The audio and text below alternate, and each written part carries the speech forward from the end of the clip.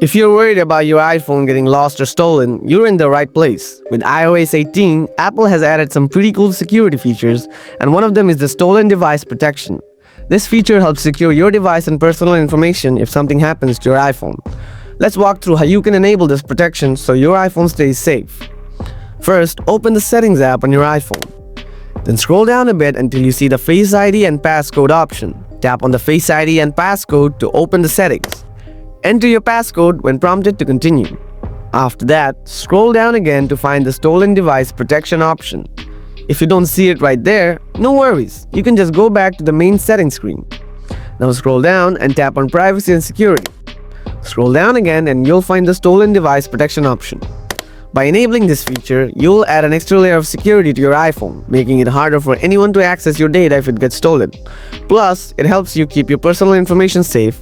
If you have any questions or need help with anything, feel free to drop a comment. I'm here to help. And that's it. With these simple steps, your iPhone is now better protected. If you need more tips or run into any issues, just let me know. Stay safe and secure, and take care.